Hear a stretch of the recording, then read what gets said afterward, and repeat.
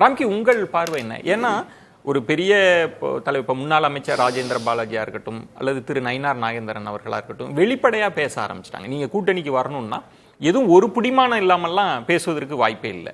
இன்னொன்று, அதிமுக தலைமையிடம் நாங்க பேசுறோம் அப்படின்னா அவருக்கு பிஜேபி தான் சிக்கல். நீங்க எப்படியாவது கொண்டு வந்துருங்க அப்படின்னா என்ன நடக்குது, எப்படி புரிஞ்சுக்கிறது? என்ன சொல்லி ஒருவேளை இவங்க நினைக்கிறாங்க அதிமுக பாஜக என்ன சொல்லி கூட்டிட்டு வர முடியும்? இல்லை, அவர் கூட்டிகிட்டு வந்து தான் தனக்கு சாதகமாக இருக்கணும்னு அவசியம் இல்லைல்ல. இப்போ இன்றைக்கி விஜய் அவருடைய பேச்சு வந்து தொடர்ந்து திமுக எதிர்ப்புங்கிறத முன்னிலைப்படுத்தி இருக்குது. ஸோ அதனால் கூட்டணிக்கு வந்தால் அட்வான்டேஜ், கூட்டணிக்கு வராமல் தனியாக நின்னாலும் அவங்களுக்கு அட்வான்டேஜ் தான் ஆக்சுவலாக. இப்போ நீங்கள் ராஜேந்திர பாலாஜி சொன்னீங்க, அவர் சென்ற மாதம் என்ன சொன்னார்னா, விஜய் தாராளமாக வரட்டும், எங்கள் சிவகாசி ஊரில் வந்து பேசட்டும், நான் அவர் பேச்சை கைதட்டி ரசிப்பேன். ஏன் ரசிப்பேன்னா அவர் பேசுறது எல்லாமே திமுக எதிர்ப்பு, ஸோ எங்களுக்கு உடன்பாடான விஷயம், அதனால நாங்கள் வந்து கைதட்டி ரசிப்பேன் அப்படின்னு அது போன மாதமே அவர் சொல்லிட்டார். ஸோ மெல்ல மெல்ல அதிமுக தலைவர் என்னென்ன, நீங்கள் வந்து எங்கள் கூட கூட்டணி வந்து சேர்ந்தாலும் சேரலாம், இல்லை நீங்கள் வெளியிலேருந்து வேணாலும் என்ன வேணாலும் பெர்ஃபார்ம் பண்ணுங்க, ஆனால் நீங்கள் யாருக்கு எதிராக இருக்கீங்க, திமுக எதிர்ப்பு, எங்களுக்கு நல்லது தானே. திமுக எதிர்ப்பதற்கு எங்களுக்கு வந்து சில கட்சிகள் வேணும், அது நீங்களும் ஒன்றா இருக்கிறது எங்களுக்கு ஒரு சந்தோஷம் தான். திமுக எதிர்ப்புன்றது ரொம்ப நல்ல விஷயம்தான் அவங்க பார்வையில் சரி அப்படின்னு. வாக்குகள்னு சிதறாதா?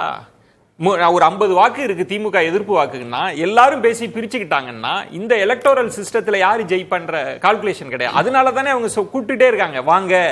திரு இபிஎஸ் அவர்கள் சொன்ன முக்கியமான புள்ளி என்ன, திமுக எதிர்ப்பு வாக்குகள் பிரிஞ்சிடக்கூடாது, அதுக்காக நான் ஒரு கூட்டணி கட்டுறேன்னு சொன்ன பிறகு விஜய் எப்படி தனிச்சு நிக்க வைப்பாங்க? நேற்றை விட இன்றைய பொழுதுங்கிறது நல்ல விதமா இருக்குது. நேற்று வந்து அவர் ஆரம்பிக்கும் போது எப்படி ஆரம்பிச்சார்னா, கொள்கை எதிரி இது திமுக இதெல்லாம் பாஜக ரெண்டு பேரும் சமமா வச்சு ஆரம்பிச்சாரு. காலப்போக்கில் போக போக போக முன்னிக்கிறது எல்லாமே திமுக எதிர்ப்பு தான். பாஜக விஷயத்துல அதிகமா பேசுறது இல்லை. அவர் சார்ந்த ஆலோசகர்கள் எல்லாம் பேசினா கூட எப்படி பெர்செப்ஷன் எப்படி உருவாகுதுன்னா, முழுக்க முழுக்க திமுக எதிர்ப்பை முன்வைக்கிறதுனால.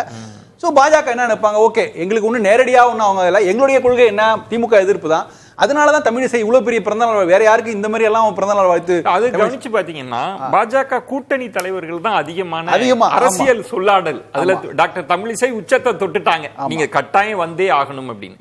இந்த புறம் பார்த்தா இந்தியா கூட்டணியில வந்து காங்கிரஸ் செல்வ பெருந்தகை மட்டும்தான் வாழ்த்து தெரிவிக்கிறாங்க. அரசியல் வாழ்த்தாவும் இருக்கு, பொது வாழ்க்கையில் சிறக்கணும்னு.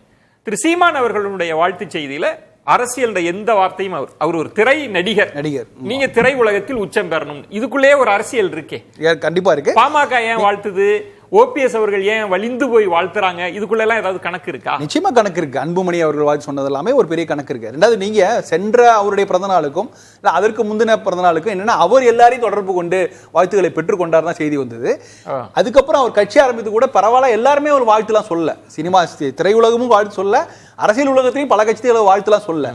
ஆனா இன்னைக்கு அவர் வந்து மெல்ல மெல்ல பாஜக தரப்பு தனக்கு அவர் நெருக்கமானவரா அவர் இதையெல்லாம் விரும்பக்கூடும். என்டிஏ அலைன்ஸ் நீங்க சொன்னீங்க, என்டிஏ அலைன்ஸ்ல இருக்கிறவங்க தான் அதிகமா என்டிஏ அலைன்ஸ். ஆக்சுவலா பாஜக என்ன சொல்லுவோம், நாங்க அவரை கொண்டு வரோம் அப் டு அதிமுகவோட டிசிஷன் இது அப்படிலாம் சொல்லுவாங்க. ஆனாலும் வந்து பாஜக தரப்பு மெல்ல விஜய் தரப்புடன் நோக்கி நகர்ந்து வருகிறது. இதை விஜயும் விரும்பக்கூடும். ஏன்னா யாருமே அவரை வந்து பெரித அளவில் ஆதரிக்காத போது நமக்கு ஒரு ஆதரவு தளம் கிடைக்குது அப்படிங்கிறதுனால அவர் யோசிக்கக்கூடும். ஸோ அதனால இனி வரும் காலத்தில் அவர் தொடர்ந்து ஒரு திமுக எதிர்ப்பை தான் முன்வைப்பார். அதுதான் இன்னைக்கு பாஜக வந்து ஒரு நேச சக்தியா பாக்குதா, விஜயை வந்து ஒரு நேச சக்தி நிச்சயமா பாக்குது. அவங்க என்ன அதை நியாயப்படுத்துவதற்கான ஒரு வார்த்தை தான் திமுக எதிர்ப்பு.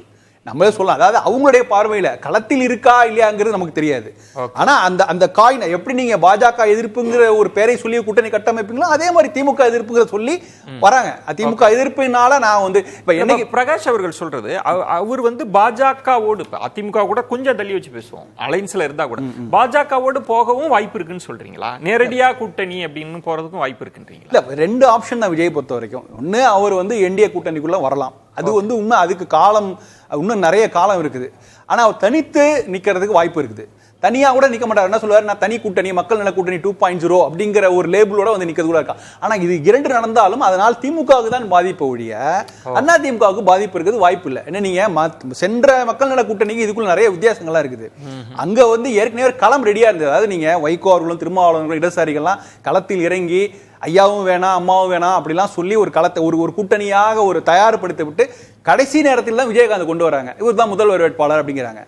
ஸோ இங்கே வந்து இவர் என்ன பண்றாரு, ஆரம்பத்திலே ஃபர்ஸ்ட் பால்லே என்னை முதல்வர் வேட்பாளராக என்னை ஏற்றுக்கொள்வதற்கு யார் வேணாலும் எங்க கூட கூட்டணி சேரலாம். ஒருவேளை இப்ப அழைக்கிறாங்கல்ல, அந்த இடத்துக்கு நகருவாங்களா? விஜயே நாங்க முதலமைச்சர் வேட்பாளரா சொல்றோம், தயவு செய்து வாங்க அப்படின்னு கூப்பிடுற வாய்ப்பு இருக்கா? அது வந்து பாஜகவும் சரி அதிமுக ஒத்துக்காது, அது பாஜகவே ஒத்துக்காது, அதுக்கெல்லாம் வாய்ப்பு இல்ல. ரெண்டாவது நமக்கு இன்னும் ஒரு எக்ஸாம்பிள் இருக்கு, பக்கத்து ஸ்டேட்லயே பவன் கல்யாண் இருக்கார், அவர் துணை முதல்வராக இருக்கார். அந்த ஆப்ஷன்ஸ் இருக்கு. கடந்த 5 ஆண்டுகள் முன்னாடி ஆப்ஷன்ஸ் துணை முதல்வர்ங்கிற விஷயத்தை பத்தி யாரும் பேசவே மாட்டாங்க. இன்னைக்கு நிறைய ஆப்ஷன்ஸ் எல்லாம் இருக்கு. எவ்வளவு பதவிகள், கூடுதல் பதவிகள், இடங்கள்னு பேசுவாங்க. இப்பதான் புதிதா துணை நிறைய பதவிகள், மண்டல பதவிகள், எல்லா கட்சியிலும் மண்டல பதவிகள் எல்லாம் வந்துருச்சு. அதனால அந்த ஆப்ஷன்ஸ் நிறையவே இருக்கு.